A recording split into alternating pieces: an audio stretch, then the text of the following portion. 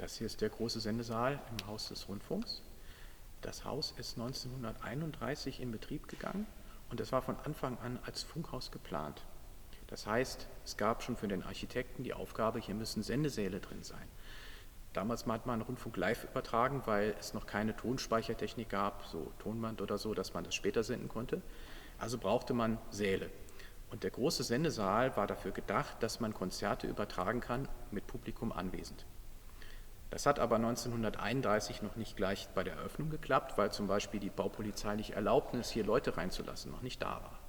Das hat man sich rangetastet und dann so ab 1933 ging das dann. Da war der aber auch akustisch noch nicht fertig ausgebaut. Die Akustik war damals ein völlig neues Feld, da hat unter anderem der Herr von Braunmühl auch hier sehr, sehr viel Grundlagenforschung gemacht in diesem Haus. Dieser Saal ist gebaut worden auf einem separaten Fundament, hat mechanisch separate Wände, hat eine abgehängte Decke, ist also entkoppelt von der Außenwelt. Und was die Akustik im Inneren angeht, hat man dann 1939 in einer ersten endgültigen Ausbaustufe auch mit Erlaubnis dann Konzerte mit Publikum hier gemacht. Da war der Saal ebenerdig.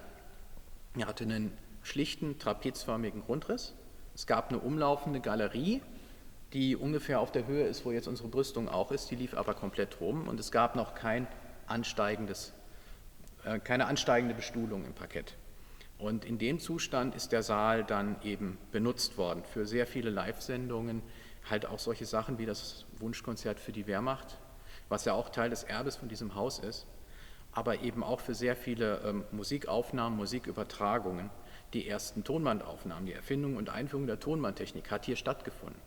Wir haben in diesem Saal hier diese großartige Aufnahme damals gehabt, 1944, die heute noch die letzte vollständig erhaltene Stereoaufnahme der Reichsrundfunkgesellschaft ist, Beethovens 5. Klavierkonzert mit Walter Gieseking am Klavier, wo man in den leisen Passagen die Flak drüben auf der Messe hört. Das war 1944. Dann ist das Haus nicht beschädigt worden im Krieg. Aber die Russen haben, als sie Berlin eingenommen haben, sofort sich das Haus gesichert, weil der Rundfunk war natürlich ein wichtiges Instrument, den wollten auch die Siegermächte natürlich sofort haben. Der Sendesaal, in dem wir hier sind, der ist 1959 praktisch in diesen Zustand versetzt worden. Und wir haben eine unglaublich tolle Akustik für Aufnahmen, aber auch für Konzerte. Es wird auch nach wie vor sehr gern in diesem Saal aufgenommen, zum Beispiel das Rundfunksinfonieorchester Berlin macht hier viele Produktionen.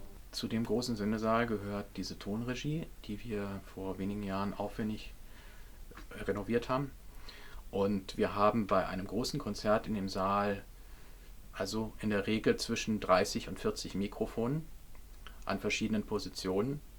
Und bei einem Werk wie Stockhausen, was das Musikfest hier aufführen wird, wo eine räumlich verteilte Abbildung auch noch erforderlich ist, hat man hier die Möglichkeit, im Saal an den unterschiedlichsten Stellen Mikrofone zu hängen und das dann hier wirklich so klanglich darzustellen, dass es im Radio diesen Eindruck, diese wunderschöne räumliche Tiefe und diese Öffnung und diese Nähe und Entfernung und sowas sich sehr gut überträgt.